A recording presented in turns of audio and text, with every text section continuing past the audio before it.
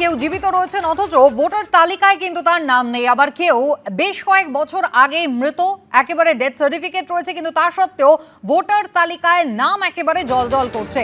উত্তরবঙ্গ থেকে দক্ষিণবঙ্গ সর্বত্রই কিন্তু এই একই উদাহরণ একেবারে ঘরে ঘরে বলা যায়। কেউ 7 বছর আগে চলে গিয়েছেন, কেউ 4 বছর আগে, কেউ বা 3 বছর আগে। বাঁকুড়ার ছবি আপনাদের দেখাবো। ভোটার তালিকায় কিন্তু নাম রয়েছে। বাঁকুড়া 1 নম্বর ব্লকের কুমিদ্দা গ্রামের ভোটার তালিকায় 19 জন মৃত ভোটারের নাম রয়েছে, এমনটা দাবি করছেন শাসক দলের ব্লক সভাপতি অংশুমান বন্দ্যোপাধ্যায়। শনিবার দিন ভর্তি করা হলো, ভর্তি করে রবিবার দিন 4টার সময় মারা গেল হঠাৎ। আপনার স্ত্রী তো ভোটার লিস্টে নাম রয়েছে, হ্যাঁ, কেন আমি কি করবো? আমি তো জাত দিয়ে দিয়েছি স্যার, বন্ধ করার আবেদন আমি আবেদন করেছি। হঠাৎ করে ভোটার কার্ডে নাম, মানে লিস্টে নাম, অবাক লাগছে। হ্যাঁ, অবাকই লাগছে। মারা তো গেছে, আর ভোট কে দিবে? তো ওইটা এবার বন্ধ করে দিল। এই যে আপনারা অ্যাপ্লাই করেছিলেন, তারপর এখনো পর্যন্ত কেন রয়ে আছে নাম? ওইটা হয়তো কিছু গোলমাল আছে। বয়স হয়েছিল তাই মারা গেছে। তারপর আর কি দেখতে পাচ্ছেন?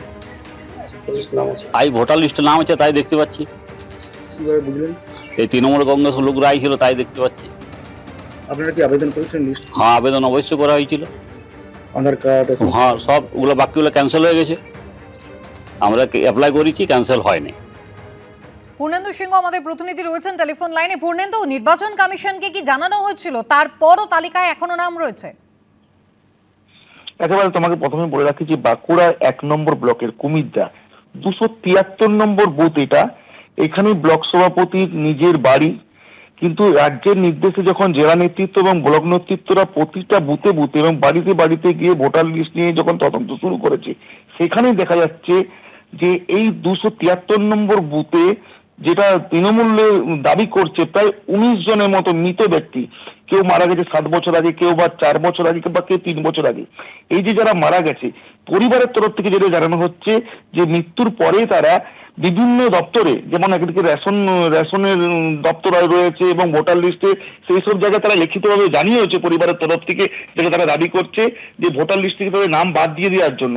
কিন্তু তৃণমূলের নেতৃত্ব যখন বাড়িতে গিয়ে তাদেরকে লিস্টে দেখায় যে মৃত ব্যক্তিদের এখনো জলজল করে ভোটার লিস্টে নাম রয়েছে, তারা তারা মানে হঠাৎ করে তারা অবাক হয়ে যায়। কেননা তাদের এতদিন ধরে কেউ 4 বছর আগে, কেউ 7 বছর আগে যারা তারা অ্যাপ্লাই করেছে, এখনো পর্যন্ত সেই নির্বাচন কমিশনের যে লিস্ট রয়েছে ভোটার তালিকা কেন নাম বাদ যায়নি, সেই কিন্তু একটা প্রশ্নের উত্তর তারা খুঁজছে। একদিকে তৃণমূল নেতৃত্ব যেটা যেটা জানাচ্ছে যে এটা নির্বাচন কমিশনের সংশোধন করার কথা, কিন্তু তারা করেনি। কি কারণে করেনি সেই বিষয়টা তারা ব্লক প্রশাসন এবং তারা দলীয় রাজ্য নেতৃত্বকেও জানাবে। এবং আরেকদিকে এটাই কটাক্ষ করতে যাচ্ছে না বিজেপি যেটা জানাচ্ছে যে এই যে এতদিন ধরে মারা গেছে যে ব্যক্তিরা, মৃত ব্যক্তিরা, তাদের নাম এখনো কেন রয়েছে? কেননা এই যে ভোটার তালিকাটা ব্লক আধিকারিক থেকে শুরু করে পঞ্চায়েত দপ্তরের যারা আধিকারিক, তারা এই সবকিছু দেখে, কিন্তু তারা তো এই সরকার, তৃণমূল সরকার, শাসক দলের নেতারাও তো এই সব কিছু নজর দিতে পারে। তার মানে বিজেপির অভিযোগ যে শাসক দল একেবারে ইচ্ছাকৃতভাবেই কিন্তু এই তালিকাটা সংশোধন করেনি এবং এর পুরো ডিভিডেন্ড কিন্তু ভোট বাক্সে শাসক দলের পক্ষেই যাচ্ছে। পূর্ণেন্দু, ধন্যবাদ। এই জায়গায় একবার তৃণমূল বিজেপির বক্তব্যটা আপনাদের শুনিয়ে দিই। এই বুথে প্রায় 19 থেকে 20 জন মৃত ভোটার এখনো জীবিত অবস্থায় আছেন। এটাই সব থেকে খারাপ লাগছে, কারণ এই কাজগুলো দেখার দায়িত্ব সম্পূর্ণ নির্বাচন কমিশনের। এবং আপনারাও খোঁজখবর নিয়ে দেখুন যে পরিবারের লোকরা তাদের নাম বাদ দেওয়ার জন্য আবেদনও জানিয়েছে, কিন্তু কি অদৃশ্য কারণে এখনো সেই ভোটার তালিকায় তাদের নাম রয়ে গেল, এটাই ভাবার বিষয়। আমরা এরকমভাবে আমাদের ব্লকের প্রত্যেকটা অঞ্চলের প্রত্যেকটা বুথে আমাদের কর্মীরা কাজ করছে এবং তার তথ্য একটা করে উঠে আসছে, এবং যখনই আমাদের টোটাল তথ্যটা উঠে আসবে তখনই আমরা সেই তথ্যগুলো আমরা জেলাকে জমা করব। তৃণমূলের ব্লক সভাপতি নিজের বুথ এবং পঞ্চায়েত সমিতির সহসভাপতি উনি আছেন, তো ওনার নিজের বুথে যদি এরকম ভূতেড়ে ভোটার এত বেরিয়ে যায়, তাহলে অন্যান্য জায়গাতে কত বেরোতে পারে? ওরা ওই ভূতেড়ে ভোটারের কারণেই আজকে ক্ষমতায় আছে। ওনারা শাক দিয়ে মাছ থাকার চেষ্টা করছে, নিজেদের দোষটা অন্যের ঘাড়ে চাপিয়ে ওনারা পার পেয়ে যাবে ভাবছে, কিন্তু কোনো মতেই পার পাবেন না।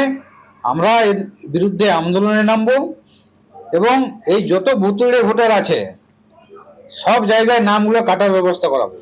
তন্ময়দা, ভুতুড়ে ভোটার আছে, তৃণমূল কংগ্রেস শাক দিয়ে মাছ ঢাকার চেষ্টা করছে, সবটাই জানে কিন্তু বিজেপি। দেখুন, কিন্তু যারা মারা গিয়েছেন কেউ 3 বছর আগে, কেউ 4 বছর আগে, কেউ 7 বছর আগে, এতদিন ধরে তৃণমূল কংগ্রেস এই ধরনের একটা বেআইনি কাজ করছে, মদত দিচ্ছে, সব জানা সত্ত্বেও আপনারা কোনো ব্যবস্থা করেননি। দেখুন, প্রতিবারই যখন বলা হয় তখন সেই কথাগুলো শোনা হয় না, কারণ যারা ওখানে কাজ করে তারা সব হচ্ছে রাজ্য সরকারের কর্মী এবং তারাই হচ্ছে ভোটার লিস্টটা তৈরি করে।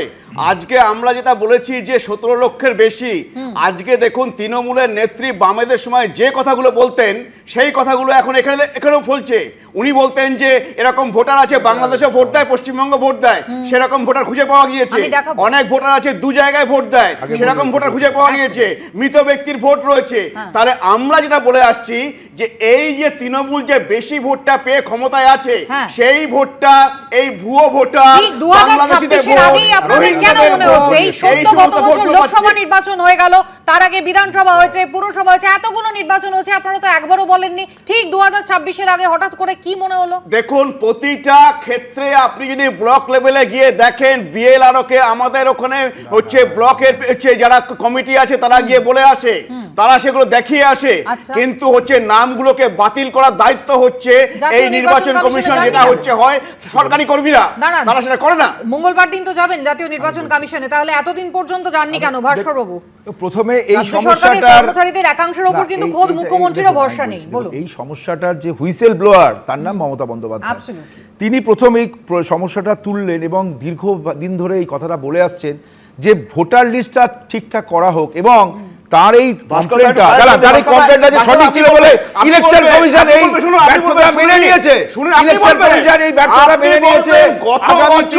গত বছর বিজেপি বলেছে এটা, কিন্তু আমি বলছি আপনি বলুন যে ভুয়ো ভোটার যদি তৃণমূল যদি করবে, তাহলে তৃণমূল এই সমস্যাটাকে প্রথম এতদিন ধরে আপনারা কেউ প্রশ্ন তোলেন ইলেকশন কমিশন বলেছে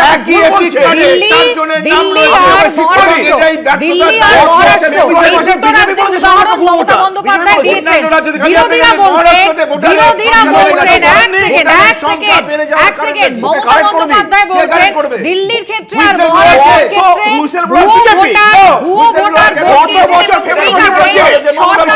এসেছে কোথাও, সেটাকে অশুভ সংকেত বলে মনে করছে তৃণমূল কংগ্রেস, এবং সেই কারণে আগামী বছর নির্বাচনের বছর খানেক আগেই ভোটার সংখ্যা বাড়লো।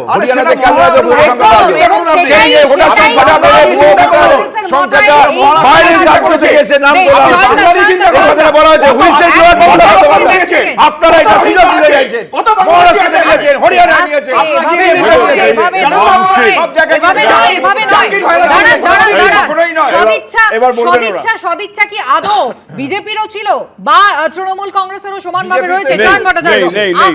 প্রথম কারণ হচ্ছে যে প্রতি বছর আমরা সিপিআইএম এর পক্ষ থেকে নির্বাচন কমিশনের কাছে, বামফ্রন্টের অন্যান্য পার্টি সহ আমরা গিয়ে প্রতিবারই যে তালিকাগুলো থেকে নাম ডিলিট করা হবে বা একাধিক নাম রয়েছে ভুতুড়ে ভোটার বলে যাদের যেগুলো বলছেন সেগুলো ডিলিট করার কথা আমরা নিয়মিতই বলি, কিন্তু বছরের পর বছর সেগুলো রয়েই যাচ্ছে এবং তাদের ভোটও পড়ে যায়। আমি নিজে প্রার্থী ছিলাম যখন, তখন এই ঘটনা দেখেছি, অন্যান্য নির্বাচনে কাজ করার সময় দেখেছি, কারণ বুথ লেভেল থেকেই আমাদের কাজ করতে হয়। এখানটায় দাঁড়িয়ে মমতা বন্দ্যোপাধ্যায় হুইসেল ব্লোয়ার, কারণ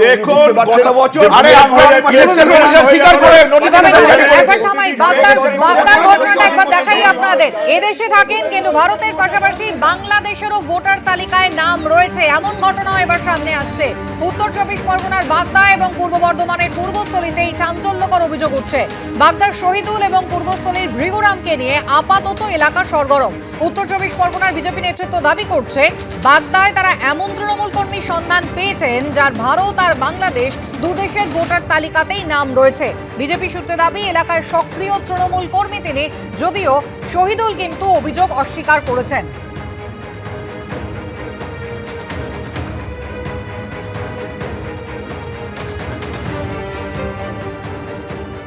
স্যার, আমার ওখান থেকে ভোটার কার্ড নেই, আমার এখানেই ভোটার কার্ড। স্যার, আমি এক দেশেরই ভোটার, ওটা সাজানো। কেন এরকম, মানে আপনার ছবি তো দেখাচ্ছে যে ওটা আপনার ছবি। তার কারণ স্যার ওই যে সম্পত্তির ব্যাপার নিয়ে আমি কেস করেছি, বুঝলেন। ওরা হচ্ছে আমার বাবা হাসে জেঠার হাঁটাইনো ছেলে, বাংলাদেশ থেকে এসেছিল, এসে আমার বাপের জেঠার হাত থেকে বাপ কাকা বলে এখানে বিয়ে শাদি করে সেই সম্পত্তি ফাঁকি দিয়ে খাচ্ছে। ওই তাই আমি কেস করেছি, তার জন্য আমার এই সব মানে বদনাম গাচ্ছে। কিন্তু আপনার কি বাংলাদেশে ভোট আছে? না, এই যে অভিযোগ করছে কি বলবেন? অভিযোগ আমার পুরো মান সব এখানে, ওরা সব সাজিয়ে নিয়ে গিয়েছে সব। কতদিন আগে আপনি দেশে এসেছেন? জন্মসূত্রে এখানে। আপনার জন্ম এখানে? হ্যাঁ। কিন্তু বিজেপির কি দাবি দেখুন। বিধানসভায় এই শহীদুল বিশ্বাস, দেখুন ভোটার লিস্টে না, এই শহীদুল বিশ্বাস, মিনারা বিশ্বাস, নিহার বানু বিশ্বাস, গদ্দাফি বিশ্বাস, সাদ্দাম বিশ্বাস, পুরো পরিবার বাংলাদেশ। তৃণমূলের জেলা সভাপতির গুণধর লোকজন, এরাম অনেক অসংখ্য আছে যারা সংখ্যালঘু সম্প্রদায়ের মানুষ, এখানে অনেকেই আছে। বাংলাদেশেও তারা ভোটার, তারা এখানকারও ভোটার, কারণ তৃণমূল জানে তারাই রোহিঙ্গা ভোটার, এই তালিবানি ভোটার, এই জিহাদি ভোটার। এই সব ভোট ছাড়া তারা কখনোই এই রাজ্যে ক্ষমতায় আসতে পারবে না। মিস্টার চট্টোপাধ্যায়, বিজেপিকে জিজ্ঞেস করলে বিজেপি বলবে এরা বাংলাদেশ থেকে আসছে, এরা বাংলাদেশি ভোটার, এরা রোহিঙ্গা, এরা হচ্ছে তৃণমূলের ভোট যন্ত্র হিসেবে ব্যবহৃত হচ্ছে। তৃণমূল কংগ্রেস বলবে যখন জাল পাসপোর্টের মতো ঘটনা সামনে আসবে তখন তৃণমূল কংগ্রেস বলবে নজরদারি কোথায়, পাসপোর্ট অফিস কার, অর্থাৎ দায় কার, এই ঠেলাঠেলিটা চলবে। কিন্তু সাধারণ মানুষ নিজেদের অস্তিত্ব বিপন্ন হয়ে যাচ্ছে। দেখুন, আপনি যদি কনস্টিটিউশন অফ ইন্ডিয়া দেখেন, যদি আপনি ভোটার কে হতে পারে সেখানে he must B a citizen of India. সুতরাং একটা লোক India citizen as well as Bangladesh citizen হতে পারে, ডুয়েল সিটিজেনশিপ এখনও ইন্ডিয়াতে অ্যালাউড নয়।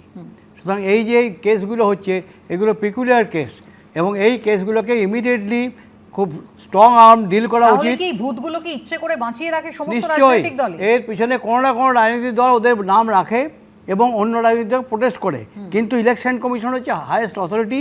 ইলেকশন কমিশনের উচিত এগুলো প্রপার ইনভেস্টিগেশন করা এবং নামগুলো বাদ দেওয়া। যদি ইন্ডিয়ান সিটিজেন বাংলাদেশ সিটিজেন হয়, definitely it will be deleted. হতে পারে না একটা লোক একটা দেশের সিটিজেন এবং ইন্ডিয়ারও সিটিজেন দুই জায়গাতে ভোট দেবে, এটা কিন্তু আমাদের ইলেকশনে কোনো জায়গাতে ম্যান্ডেটে, কোনো জায়গায় this are the else of democracy. আমরা যে ইলেকশন কমিশন রেসপন্সিবল কি না এটা? ডেফিনেটলি। নদিয়ার চাপড়ায় কোন রকম নথি সংরক্ষণ না করে টাকার বিনিময়ে 2 বছরে প্রায় 1100 বার্থ সার্টিফিকেট ইস্যু করা হয়েছে বলে অভিযোগ। পঞ্চায়েত কর্মীর বিরুদ্ধে থানায় অভিযোগ দায়ের করলেন খোদ পঞ্চায়েত প্রধান। পুলিশ জানিয়েছে পলাতক অভিযুক্ত। ওনাকে শোকজ লেটার দেওয়া হয়েছে যে উনি কেন করেছেন, তারপর উনি উত্তর দিয়েছেন। তারপর উত্তরে আমরা সন্তুষ্ট না, তার জন্য আমরা পুলিশেরা প্রশাসনের হাতে রেফারেন্সটা দিয়েছি। ওনারা তদন্ত করে দেখছেন, ওনার বিষয়ে আইনত ব্যবস্থা নেওয়া হবে। চাপড়া থানা আন্ডারে একটা কেস রেজিস্টার হয়েছে अगेंस्ट अ पर्सन नेम्ड आशीष कर्माकर, যে হৃদয়পুর জিপিতে কাজ করতো, और ওনার अगेंस्टे অভিযোগ আছে কি উনি যে ফেক বার্থ সার্টিফিকেট ইস্যু করেছে। বাবু, তাহলে শাসক দলের ঘনিষ্ঠ কেউ না হলে এই ঘটনা ঘটানো সম্ভব? একজন পঞ্চায়েত প্রধান একজন কর্মচারী, সে পাসওয়ার্ড আর ইউজার আইডি তার কাছে ছিল, সে দুর্নীতি করেছে, সেটা সঙ্গে শাসক দলের সম্পর্ক কি এবং অভিযোগটা কারা করেছেন, এফআইআর কে করেছেন, কোন পঞ্চায়েতে করেছে, পঞ্চায়েতের প্রধান কোন দলের? এখানে আপনি তৃণমূলকে কি করে আপনি দোষারোপ করছেন? আমরা এখানে যদি একটা প্রসেসের মধ্যে কোনো কিছু দুর্নীতি হয়ে থাকে, তার জন্য শাসক দলেরই তো, তারাই তো এফআইআর করেছেন, তারাই তো এটাকে চিহ্নিত করেছেন। না, একটা সিস্টেমের মধ্যে যদি একজন এটা করে থাকে, তার জন্য সেটা শাসক দল ঘুঘুর বাসা নয়, ঘুঘুর বাসা নয়, একজনকে তাকে আইডেন্টিফাই করা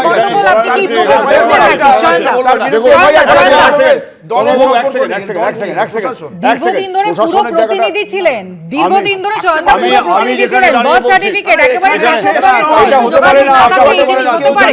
অভিযুক্ত পঞ্চায়েত প্রধান ব্যক্তিগত উদ্দেশ্যে করেছে। আরে ভুয়ো বার্থ সার্টিফিকেট, ভুয়ো এসসি, ভুয়ো এসটি, ভুয়ো ওবিসি, ভুয়ো পাসপোর্ট, সব কিছু হচ্ছে এখানে।